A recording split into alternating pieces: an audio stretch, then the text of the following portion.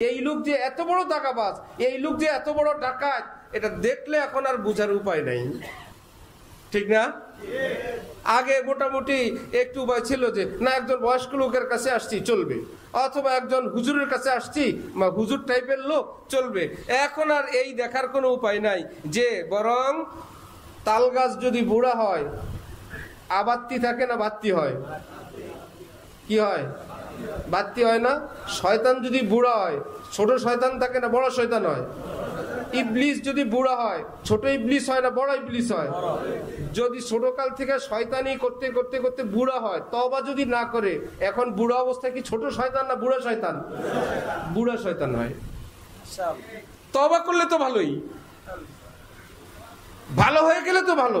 এত এক কঠিন যুগ। মান আকালা তাইয়িবান, নবীজি বলেন যে হালাল খায়, রোজগারটাও হালাল, পদ্ধতিটাও হালাল, প্রসেসটাও হালাল, খায়ও হালাল ভাবে, বিন্দু বিন্দু হালাল।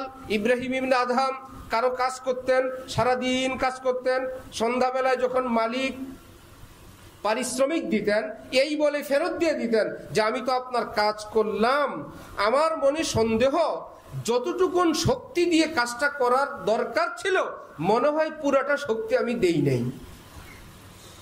সময়টা তো দিছি, যেই সময়টা দেয়া দরকার, সময়ের শুরু শেষ তো ঠিক আছে, ভিতর থেকে যতটা শক্তি দিয়ে মালিকের কাজটা করার দরকার ছিল আমার মনে হয় ততটা শক্তি আমি আপনার কাজের জন্য ব্যয় করি নাই। হে মালিক, আমার সন্দেহ হয় এই টাকাটা তো আমার জন্য হালাল হবে না, আমি আপনার জন্য এমনিতেই খেটে দিলাম, আমাকে টাকা দিতে হবে না, থাক আমি এমনিতেই খুশি আছি, নিয়ে যান, এই পয়সা খেয়ে আমার কবরে জাহান্নামে যাওয়ার দরকার নাই।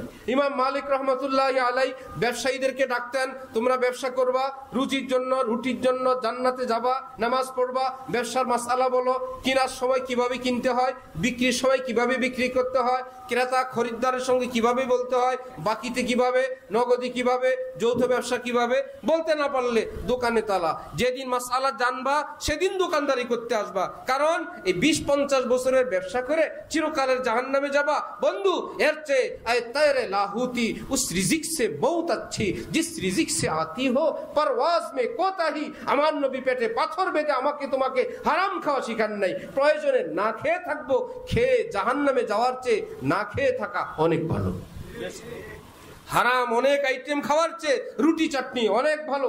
বহু আইটেমের আনন্দ উল্লাসের চেয়ে রুটি ভর্তা ডাল ভাত খাওয়া অনেক ভালো। আল্লাহর কসম, হালাল রুটি হালাল রুজি ডাল ভাত খেয়ে যে ব্যক্তি ঘুমায় থাকে, এশার নামাজ পড়ছে আর হালাল ভাবে কাজ করে রুটি চাটনি ভর্তা দিয়ে খেয়ে ঘুমায় আছে, যতক্ষণ ঘুমায় আছে ওই হালাল রুজির নূরের মধ্যে সে ডুবা আছে।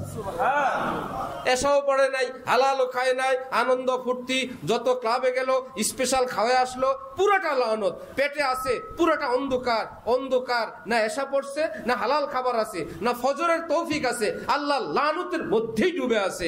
মুসলমান তো ওই রকম খাদ্য খাবার খাদককে বলে না।